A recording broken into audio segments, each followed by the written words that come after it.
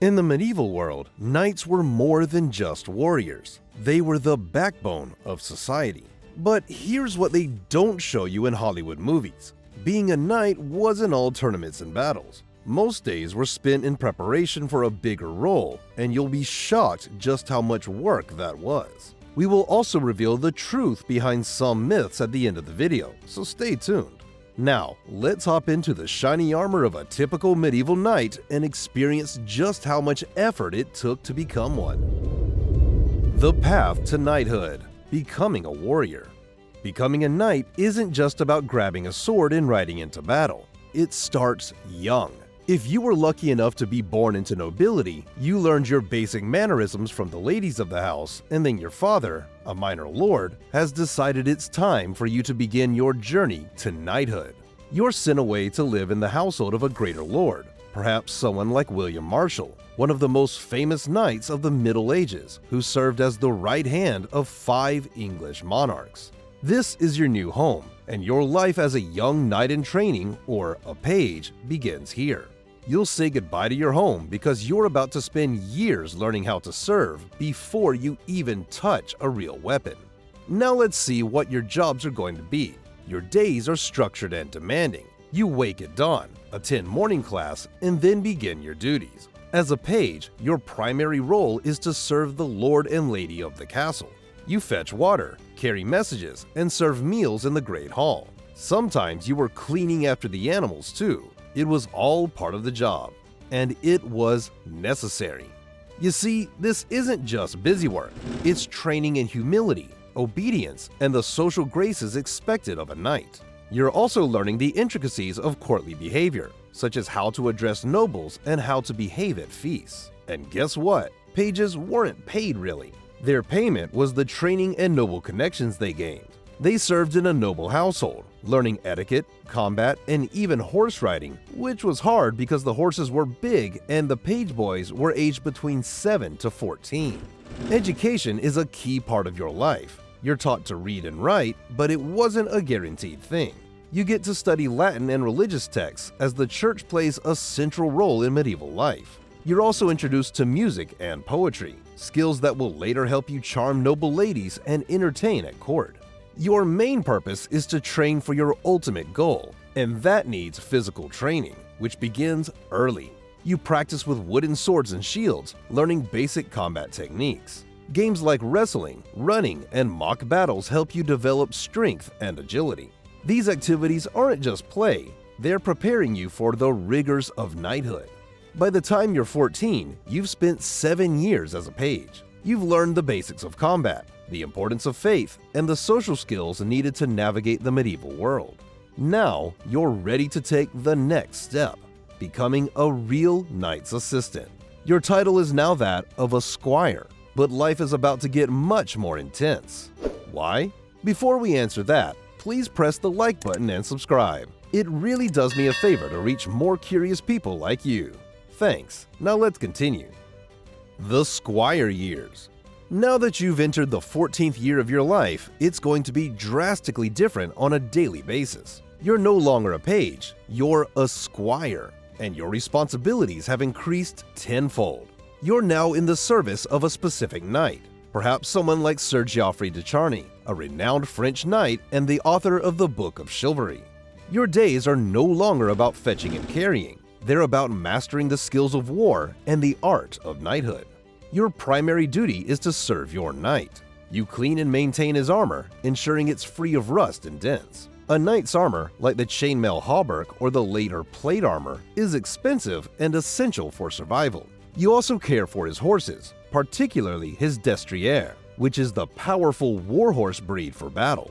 In those times, horses were not just a way of commuting. They were champions, and their care was a sacred duty. Now, your combat training intensifies. You practice with real weapons now, though they're often blunted to prevent serious injury. You learn to wield a longsword, a lance, and a mace, mastering techniques like the half-swording grip for close combat. You train in jousting, where knights charge at each other with lances to knock their opponent off their horse. And it's a skill that requires precision, balance, and courage. Tournaments like the famous Tournament of Chauvency in 1285 are where knights and squires showcase their skills, and you dream of one day competing. In peacetime, you accompanied your knight on hunts, which was a vital activity for training in tracking, horsemanship, and the use of weapons like the crossbow or hunting spear. You're expected to understand courtly love, a concept popularized by figures like Eleanor of Aquitaine, and to behave with grace and courtesy towards noble ladies. When war breaks out, your role shifts dramatically. You accompany your knight to battle, carrying his equipment and assisting him in preparing for combat. You might help him wear his armor, which by the way could take hours. In battle, you stay close, ready to provide a fresh horse or weapon if needed. You witness the chaos of combat, the clash of swords, the screams of the wounded, and the grim reality of death. By the time you're 21, you've spent 7 grueling years as a squire. You've mastered the skills of combat and proven your loyalty and courage. Now you're ready for the ultimate honor, the ceremony of knighthood.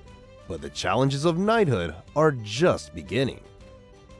Life as a knight. Peacetime routine. Well done! You've finally reached that point in your life for which you've been training very hard.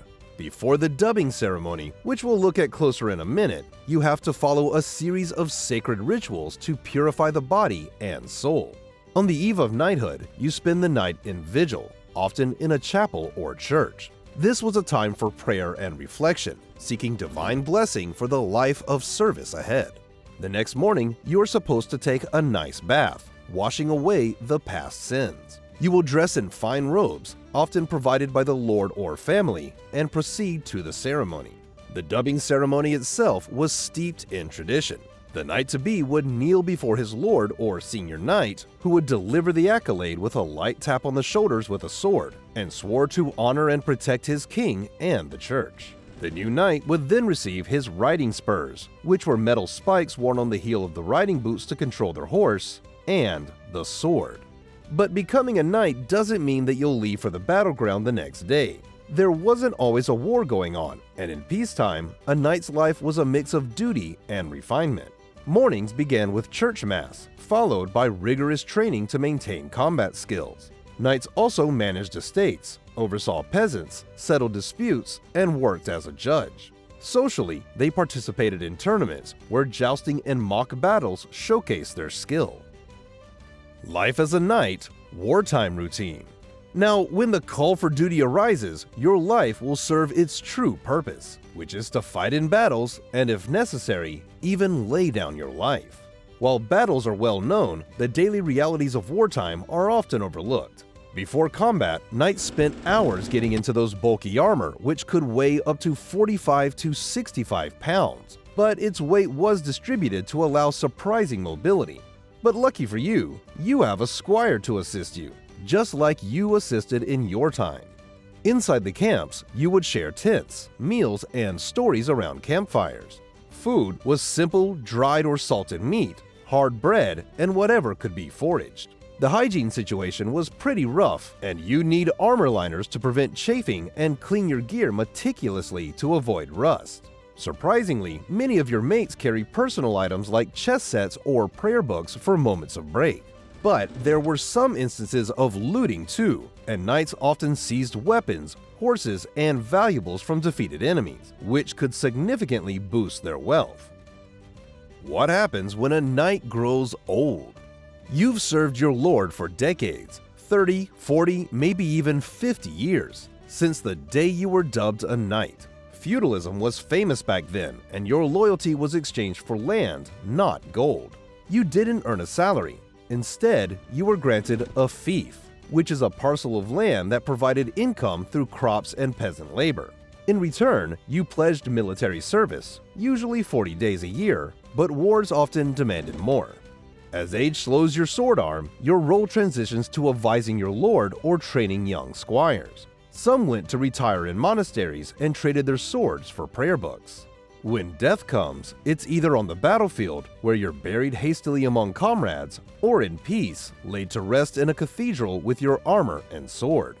Your tomb might bear an effigy, a life-size sculpted figure of you in your prime, ensuring your legacy lives on and anyone who looks at it gets a sense of the brave life you lived.